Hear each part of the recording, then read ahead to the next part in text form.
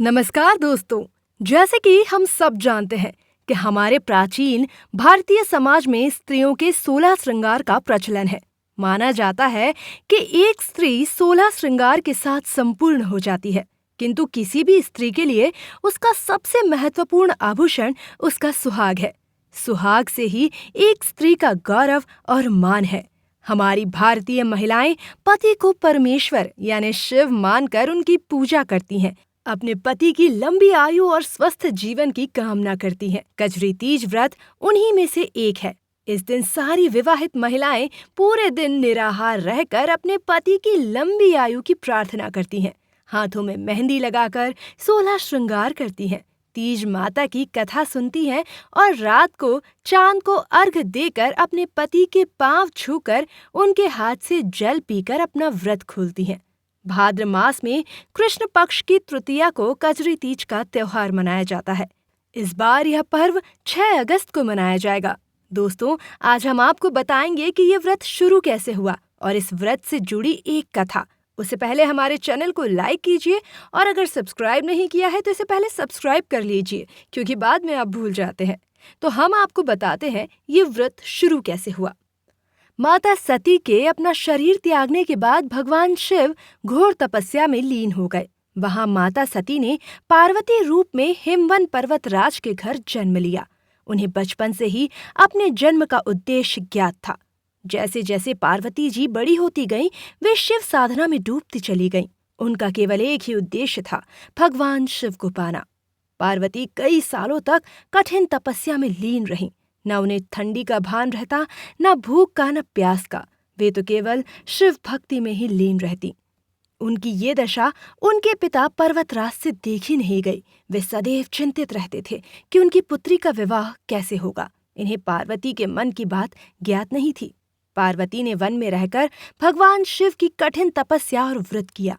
भगवान शिव की मिट्टी की प्रतिमा बनाकर उसकी आराधना करने लगीं। वे पूरी रात्रि जागकर उनका जागरण करती। इन सब से प्रसन्न होकर भगवान शिव ने पार्वती को दर्शन दिए और उनसे विवाह करने का वचन भी दिया। पर्वतराज भी ढूंढते ढूंढते उसी वन में आ पहुंचे और पार्वती के मन की बात सुनकर उनके और भगवान शिव का रिश्ता तय कर दिया। तब भगवान शिव ने ये वचन कहे कि जो भी स्त्री सच्चे भाव से भाद्र मास की कृष्ण पक्ष की तृतीया को व्रत करेगी तथा अपने पति की लंबी आयु की मनोकामना करेगी, उसकी इच्छा अवश्य पूर्ण होगी। तब से विवाहित स्त्रियां अपने पति के लिए और अविवाहित कन्याएं अच्छे वर की प्राप्ति के लिए ये व्रत करती आ रही हैं। इस व्रत में सारी महिलाएं तीज माता यानी माता पार्वती की पूजा व आराधना करती हैं। उनसे अपने पति की लंबी आयु व स्वस्थ रहने की कामना करती हैं। पूरा दिन निराहार रहकर मिट्टी के तीज के पौधे उगाती हैं, झूला झूलती हैं और माता पार्वती की तरह ही 16 श्रृंगार करती हैं और रात को चंद्रमा को अर्घ देकर अपना व्रत खोलती हैं। आपको बताते हैं तीज माता की कथा। एक गांव में लक्ष्मीचंद नाम का एक साहूकार रहता था। उसके 2 पुत्र, एक कन्या थी। कन्या का विवाह दूसरे गांव में एक अच्छे परिवार में हो गया था।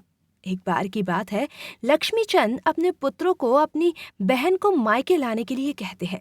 ये बात सुनकर भाई बहुत ज्यादा खुश हो जाते हैं और अपनी बहन को लाने के लिए चले जाते हैं। तीनों भाई बहन आपस में मिलकर बहुत खुश होते हैं।